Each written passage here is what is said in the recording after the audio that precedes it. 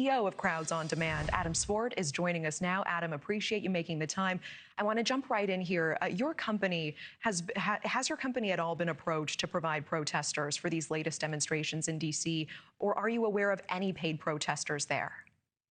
Well, Natasha, pleasure to be with you. Well, let me just say this. Crowds on Demand is the largest protest company in the country and potentially the world. So we get approached by all kinds of social movements all the time, probably every possible social movement. That doesn't mean every group within each social movement has approached us at a given time about one area of concern or another. I don't know how you sleep at night. I would not do your job. I do not like it. So people can literally call your company and get a bunch of paid actors, if you will, to stand up there, hold signs, and scream on the street corner, because that's what your company does. Number one, it's not actors. We're providing activists who are truly engaged with the cause, right? But are they? I just showed you a video of a guy going, I don't even know why I'm here. They got signs and they got sheets and they said, go say this and talk to cameras and hold signs. It's challenging for them to get sufficient turnout to a lot of these events, compensating people, just like, Dan, you're compensated for hosting your program. These are your real views on this program, but you're compensated. Our protesters... I am, but I don't pay my viewers to watch me. So I love the fact that I can go on the street corner and say whatever the hell I want, a grievance against my government, or call my neighbor or whatever I want, because that's America. But I don't like that companies try to stage it all and hire people and set it up. It should be organic. The American people should want to come out, get on their soapbox, my show, I'm talking. They should come out and want to gather together and say, here's the cause I'm sticking up for. But you see, guys like you and the bureaucrats and the folks in DC love stirring up the pot between us Americans. And so you pay people to do this and you make a scene look bigger than it really is. You make an issue bigger than it truly is. And so I don't like your business. I'm going to end it there, but I appreciate you coming back on. When Adam Swart was a student at UCLA, he was very involved in politics, even working on Democrat Jerry Brown's 2010 gubernatorial campaign. In college, I had these pretty cool opportunities to engage, organize events, organize rallies, but the hardest part during that time was getting people out. Swart says posting flyers and offering free pizza might have worked back in the 60s, but times are different now. And in a noisy media landscape, it's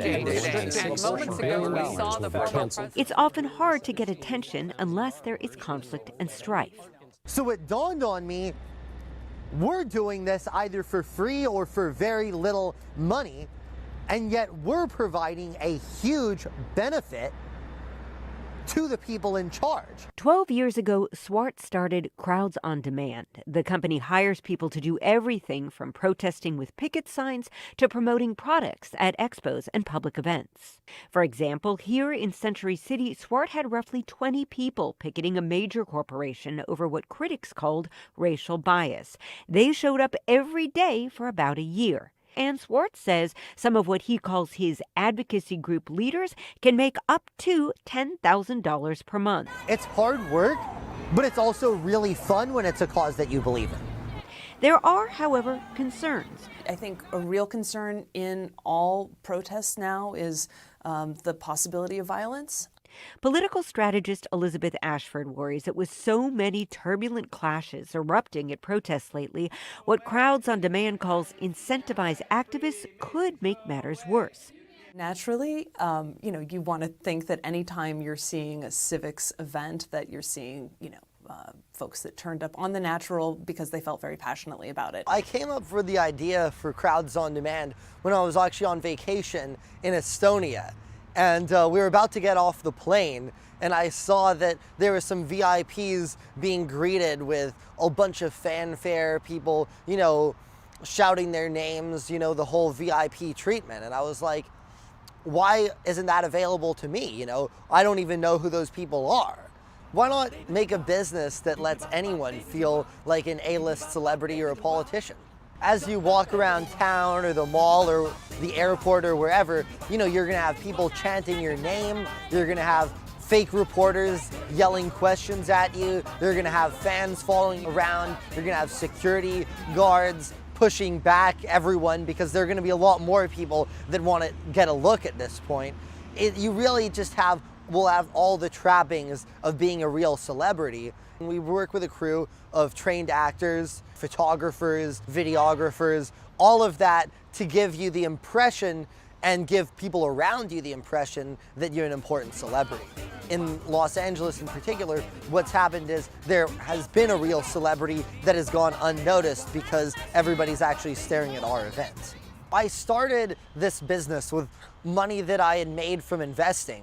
I've been investing since I was a little kid. Actually, the first company I ever invested in was at age 5 or 6. It was Southwest Airlines. I liked the honey roasted peanuts, and I said, any company that has that kind of product must be doing well. My first gig was right here in Beverly Hills. We were trying to make these tourists look like important celebrities. It was very interesting. I was quite nervous, of course. My biggest fear was that people would not buy that it's like a real celebrity. The most interesting gig that I ever did was this giant mock protest, which was more or less a publicity stunt for an advertising company in New York. It was absolutely hilarious. We had guys with big signs. That's something that I never really thought I would be doing. So I thought it was really fun and I had an absolute blast with it. Well, my major is in political science, but I think I give UCLA a lot of credit for encouraging me to really go outside the boundaries of campus and take new opportunities. Because what's great about UCLA is no one's babying you, so you are basically encouraged to take a lot of steps yourself. And what I've found is that in Los Angeles, there's so many opportunities and there's so many ways to really run a business because there's just so much here.